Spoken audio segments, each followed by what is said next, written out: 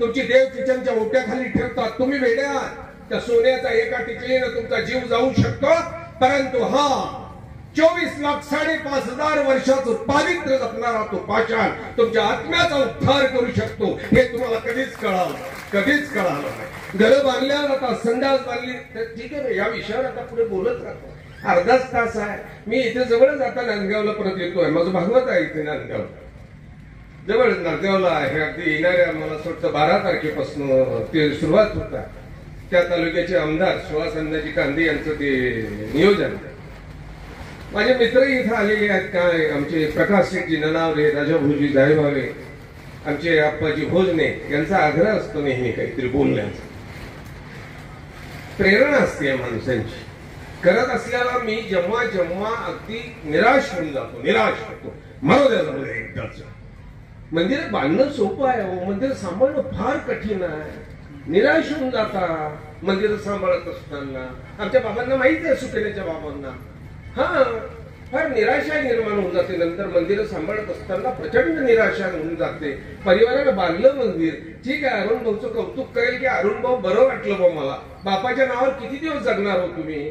अप्पांनी, आम्ही अप्पांची मुलं, अप्पांनी हे केलं, अप्पांनी ते केलं, किती दिवस जगणार? आज मात्र तुम्ही तुमचं कर्तृत्व सिद्ध केलं आणि भोजने कुणाला अजून एक शिरक पैशामध्ये स्वाभिमानाचा एक प्रतिष्ठेचा तुरा तुम्ही लावला. हे काम पाहिजे होतं. तुम्ही त्यांची मुलं आहे म्हणून हे काही मजा नव्हती. छत्रपतीचा मुलगा संभाजी राजा होता. महाराष्ट्राच्या माती करता आणि हिंदू धर्माकरता प्राणत्याग केला. 40 दिवसाच्या हाल अपेक्षेनं सुद्धा माघार न घेता त्या हिंदू धर्माकरता प्राणत्याग केला.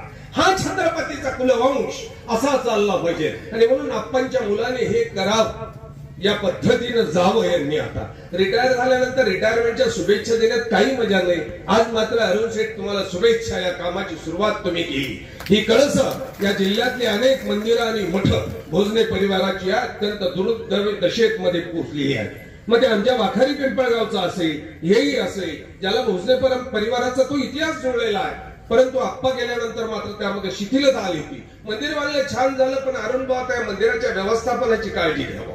मी वैतागी, मला सुद्धा महंत व्हायला आवडतं, कारण महंताने केव्हाही उठलं तरी मागं पटकन घेऊन माणसं फिरत असतात. आमचं तसं नाही. आम्ही 5 वाजता मंदिर उघडलं ना तरी बोंबा मारतात. फार वाईट आहे आमचं, फार वाईट आहे. आमच्या मंदिरामध्ये येणारा विडा ठेवताना दिसतो, छाडताना कोणीच दिसत नाही. आमच्या मंदिरामध्ये मुलं घेऊन खेळायला येतात. त्यांना जर म्हटलं ना स्मरण करायचंय बाबा, पोरं खेळू द्या ना, फार भयानक आहे. कळेल आता, दीक्षा घेतली यांनी, आता समजेल यांना काय मंदिर सांभाळणं काय. त्यातल्या त्यात पुजारी होणं वा फार वाईट, फारच वाईट. पुजारी मंदिर म्हणजे धंदा करायला मांडलेला आहे बा, अशा अर्थानं त्याचा अर्थ घेतला जातो. त्या मंदिराचं लाईट बिल येणार आहे, या मंदिराचा रंग जाणार आहे, त्या पुजाऱ्याला वारंवार भिकारी व्हावं लागणार आहे, हो, कोपरा तुटणार आहे. त्या मंदिराची साफसफाई करता आणि दिव्याला लागणारं तेलही लागणार आहे, त्याला कापूसही लागणार आहे. त्या पुजाऱ्याची होणारी हाल अपेक्षा 2-4 मंदिरावरनं त्या पुजाऱ्यांची श्रीमंती समजता येत नाही. 2-4 मंदिरांना उत्पन्न आणि 2-4 मंदिराच्या त्या उत्पन्नावर सुकेनकर बाबांची वेगळी गोष्ट आहे. पण आमची आता ही त्रिभुलीवर मुळच आता पहा ना तुम्ही, कोसात मंदिर सापडलं. हे पुजारी नक्की कोसात सापडणार, पहा तुम्ही. आपण कोसाचा बंदोबस्त करून द्या काहीतरी. बघा तुम्ही एक मिनिट. एक दत्तात्रय महाराजांचा मात्र तिथे विशेष आहे. 24.5 लाख वर्षापूर्वीचा तो मात्र पुजाऱ्यांना गेली 800 वर्ष जपतो आहे. खेड्यापेड्यातली मंदिरं मठ यांनी जपली. महानुभावांचा इतिहास मानवात हे दाखवलं. दुगलेपण नाही, दुगलेपण मानव पंथात चालत नाही. कधीतरी सकाळी इकडची आणि संध्याकाळची तिकडची मानव पंथात नाही. मी भागवत कथा करतो, मला दुगलेपण आवडत नाही. जे आहे ते तोंडावर आणि जे आहे ते सरळ समाजापुढे वागणं मला आवडत असतं. मी कृष्णाचा भक्त आहे, मला भागवत कथा त्यामुळे आवडते. कृष्णाला दुगलेपण आवडत नाही. दुगले दोन्ही तोंडाची माणसं आवडत नाही, अजिबात नाही.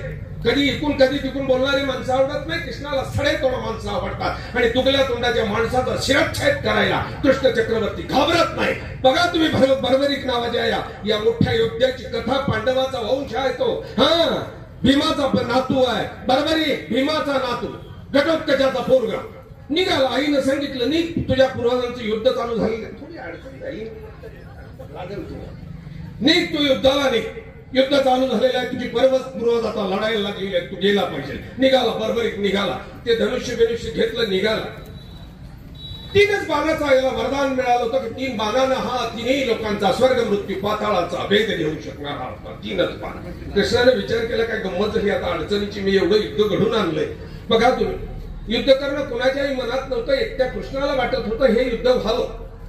कृष्णाचे प्रयत्न होते की हे युद्ध झालं. काही नाही, बसा बसा, हे युद्ध झालं पाहिजे असं कृष्णाला वाटत होतं. आणि म्हणून हे युद्ध कृष्ण विचार करायला लागला, मी युद्ध घडून आणलं. हा बर्बरिकाचा मध्येच आला आणि ब्राह्मणाच्या वेशातला कृष्ण बर्बरिकाला आडवा झाला. भिक्षा आवाज दिला. बर्बरिकाने सांगितलं, मात तुला काय लागेल ते देऊन टाक. ब्राह्मणाने सांगितलं, वेडा होऊ नको, मला लागतं ते तू देऊ शकत नाही, कुठे मिळेल हे सांग. बर्बरिकाने सांगितलं, पांडवांचा वंश आहे, मागशील ते देईल. ब्राह्मणाने सांगितलं, विचारपूर्वक बोल, कुठे चाललास तू. बर्बरिकाने सांगितलं, युद्धाला चाललोय, कौरव पांडवांचं युद्ध चालू झालेलं आहे, तिथं चाललो. ब्राह्मणाने विचारलं, कुणाच्या बाजूने लढणार आहे. याने सांगितलं, मी कुणाच्याच नाही, ज्याचा पराभव होईल त्याच्या बाजूनच आहे. तो ब्राह्मण विचार करायला लागला, काय बावळट आहे, असे तर कधीच होणार नाही. पांडव पराभूत व्हायला लागले का पांडवांच्या बाजूने जाईल, कौरव पराभूत झाले का कौरवांच्या बाजूने जाईल. हा दुगला आहे, हा दोन्ही तोंडाचा आहे, कधी इकडे कधी तिकडे राहणार आहे. हा नको आहे. या युद्धात जर राहिला तर या युद्धाचा शेवट होणार नाही आणि मला धर्माची स्थापना करता येणार नाही. धर्माची स्थापना करायची असेल, धर्म तुमच्या जिवंत ठेवायचा असेल, धर्माने तुमचा उद्धार करून घ्यायचा असेल तर तुम्हाला तुगले पण चालणार नाही, 2 तोंडाने वागून चालणार नाही. तुम्हाला एका मुखानं त्या परमात्म्याचं नाम घ्यावं लागणार. तुम्ही कृष्णाने डोक्याला हात लावला, या बर्बरिकाचं करावं काय. क्षणभर विचार केला, जोडी पुढे गेली. बर्बरिकाने सांगितलं, मागा, तुमचं काम करून घे, तुम्हाला काय मागायचं ते मागा. आणि कृष्णाने जोडी पुढे केली आणि सांगितलं, बर्बरिका तुझं मुंडकं मला हवं. बघा तो का नाही मागतो काय, तुझं मुंडकं पाहिजे मला. बर्बरिकाने सांगितलं, देऊन